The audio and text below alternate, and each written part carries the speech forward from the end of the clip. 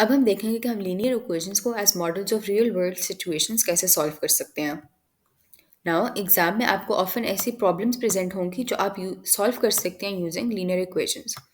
You should know कि जो linear equation की फॉर्म होती है वो होती है y is equals to A X plus B में, और इस इक्वेशन में a और b कॉन्स्टेंट्स होते हैं। लेकिन एक लीनियर फंक्शन की फॉर्म होती है F X is equals to A X plus B की फॉर्म में।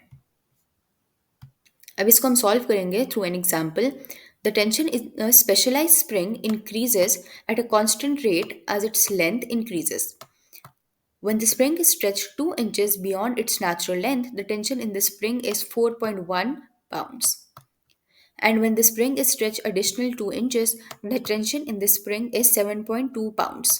Which one of the following linear models best describes the tension T in the spring when it is stretched x inches beyond its natural length?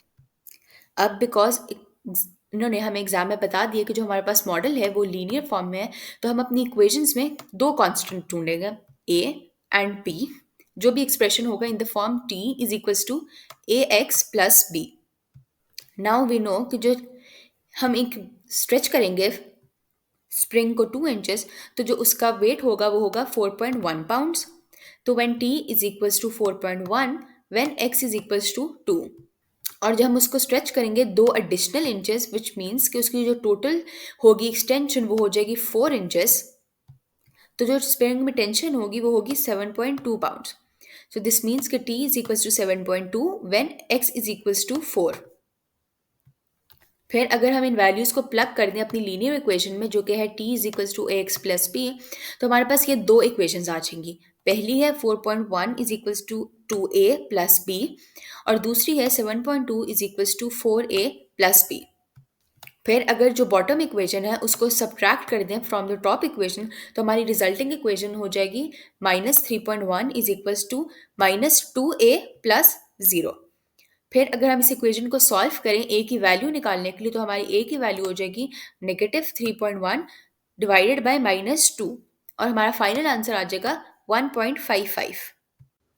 फिर अगर हमने B की value find करनी हो, तो हम ए की वैल्यू किसी भी ओरिजिनल इक्वेशन में प्लग इन कर देंगे।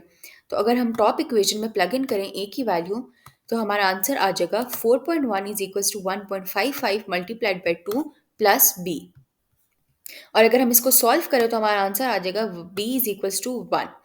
फिर अगर हम इस इक्वेशन में a और b की वैल्यूज प्लग इन करते हैं, तो हमारे पास t की इक्वेशन आ जाएगी t is equals to 1.55 x plus 1। अब अगर हम अपनी आंसर ऑप्शन से कंपेयर करें, जो हमारा करेक्ट आंसर है वो बन रहा है d, जिसमें इक्वेशन है 1.55 x plus 1 is equals to t।